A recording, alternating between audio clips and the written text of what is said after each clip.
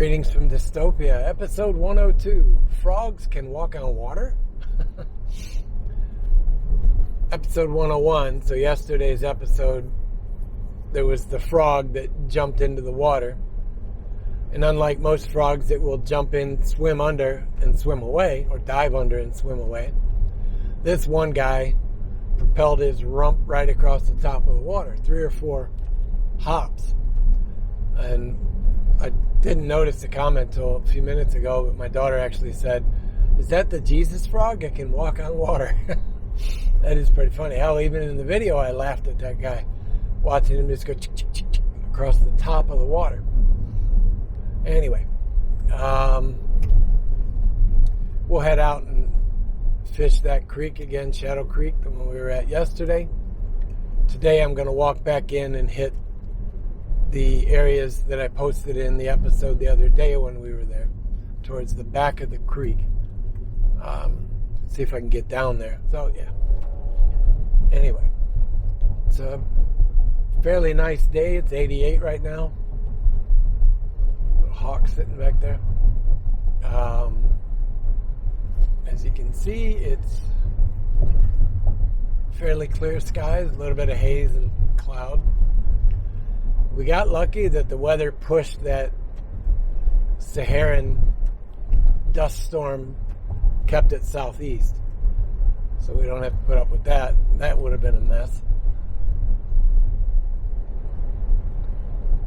But yeah, so this weekend I'll just, it's probably going to be spent around the house. I'll go out and do my walk and then probably, well, not probably, I have to work on my desk. I have to work on my office.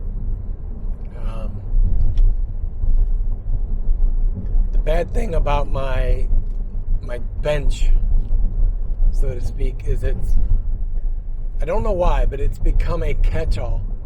And we all have that space in where we live. You know, you have that space that's a catch-all. Come in the door, something gets set down. You go into the kitchen, something gets set down. And that desk, because I kept it clear when I was doing video on the bench, you know, I would just, it's a clear spot, so I set something down. I have to stop doing that because it's actually stopping me from filming, because the desk is a mess and my whole area is just, hell, my daughter would vouch for that. It's organized chaos. Right, I am here. I'm pulled up. Let's see. I got my level line. Wanted to show this. I haven't shown this a while. I don't think I've shown this at all. Friend Dennis, fly fisherman, magician, Facebook, is making these wooden spools. So they're, focus. Whatever. Anyways, it's got my initials on it. Holds 2 lines. And he built in little fly cup holders with magnets in them. You just drop the flies in. I've yet to actually use this. It's just one of those things I got that was too cool to actually put to use. But I needed somewhere to put my level line, which you can see right here, this morning, and I didn't want to go digging through to find a foam spool, and this was sitting on my desk. So, question: you do quite often see people use girth hitch for hooking a line to the Lillian, the little soft cord on the end of a fixed line rod. I had always used a girth hitch, and then my buddy Matt started talking about using a poacher's knot. And I was like, dude, that is brilliant. You run the Lillian through, wrap it, you go through, come back through again, and just tighten it up. And it's tight. You pull the tag end, and the poacher's knot opens up. If you haven't seen a poacher's knot. Basically, it's you fold the line over at the tip, around, back through your wraps. And you tighten it, and then it goes either way. So yeah, poacher's knot it's become my new favorite thing. All right, so I have the rod. Again, this is the Tiny 10 Cara rod. I'll take it out and use it today. I'll make up my mind if I'm going to sell it. They're not an expensive rod at all. The size makes me really want to keep it because I could even throw it in my laptop bag, you know. It and a line and a couple flies, and I've always got a rod. But am I going to use it? That's my biggest thing lately is, am I going to use it? All right, so I got 12 minutes of video here, which we'll edit down to just a few. So we put this back in here because if I do decide to sell it, I don't want it to be scratched. So I put it back in the case. Let me break down, get the GoPro set up, and we'll see you guys on the trail. See you in a bit, guys. All right, well, I'm where I want to fish, but still up above it. But the yokel with the country music is right back in here somewhere. And that's a boombox too. It's not just like a phone playing, because you can hear there's, you know, depth and bass response. So it's a boombox. Let me see if I can figure out how to work my way down there. Well, that was no easy feat to get all the way down here. Bad part is all of this right here. There's a spring that's feeding out right up there. Very low water level, but it's enough that this is like absolute muck. My toes just kept sinking into it, and I scratched myself. And I just heard something.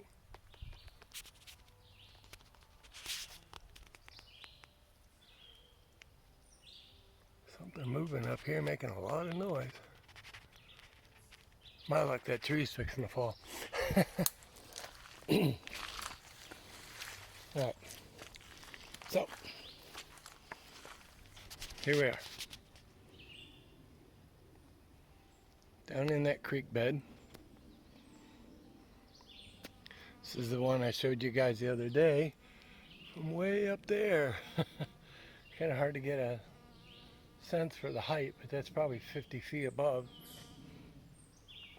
Alright, so let me work my way around here and get on the rock. Alright, so there's pool number one for today.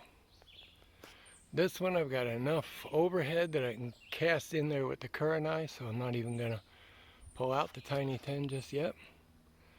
I'm going to sit here and watch this pool for a few minutes and then fish.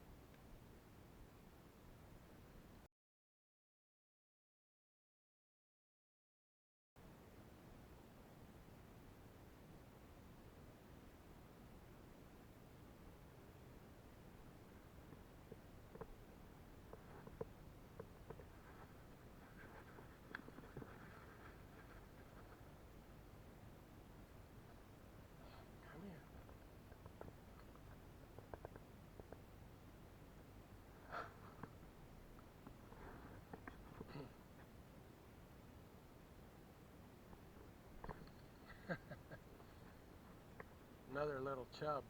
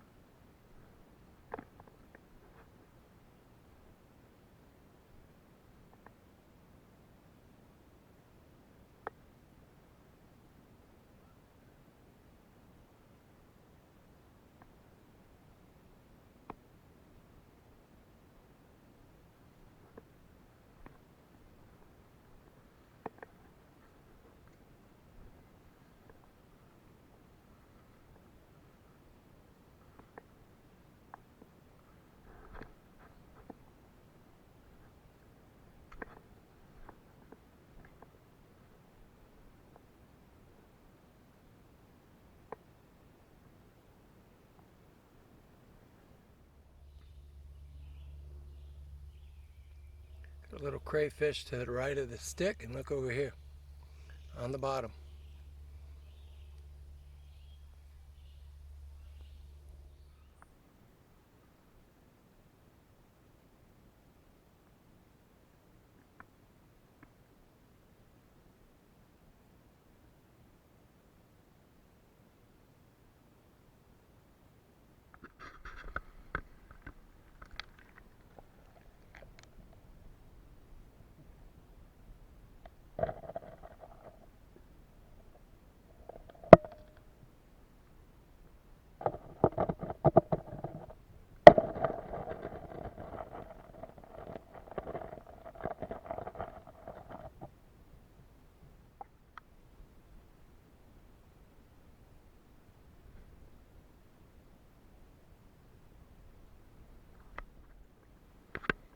Thing is just the right height where it's difficult to get over it coming this way. This way is easy.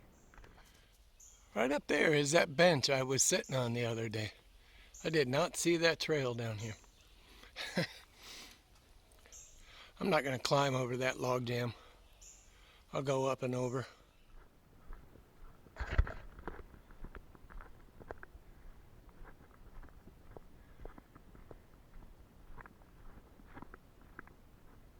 Well, how was that? I hope that was a little more fun.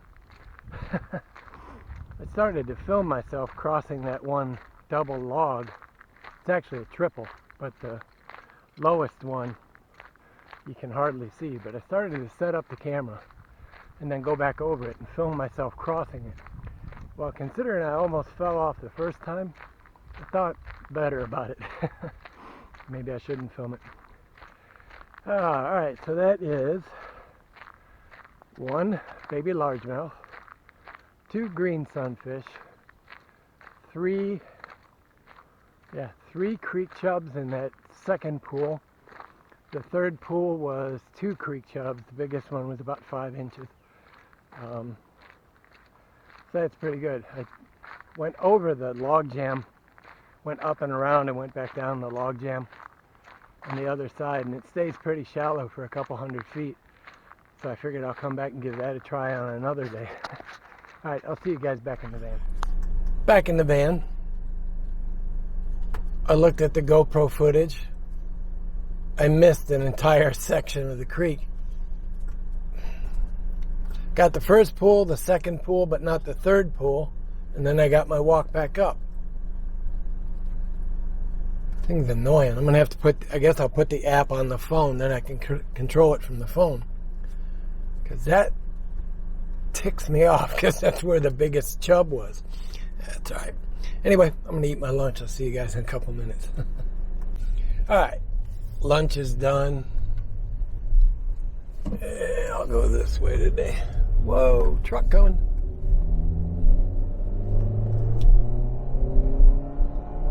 It's funny, that curve right there coming out of that preserve. It looks like it's clear until you're about 2/3 of the way into the lane. And then you see down. God, my feet are wet. I didn't have a second pair of shoes in the car. I had a pair in the back and I took them out. when I was cleaning out the van.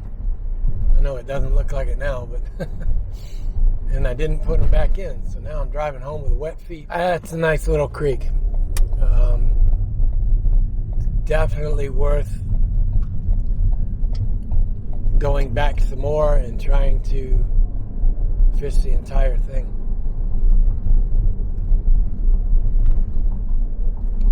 I'm trying to get out of this noisy area.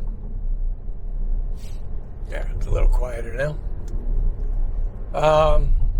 Yeah, I did see a bunch of dace today, so I saw some crayfish. I dropped the GoPro into the water. Hopefully I was able to get some video of the crayfish and the fish hiding out under this log.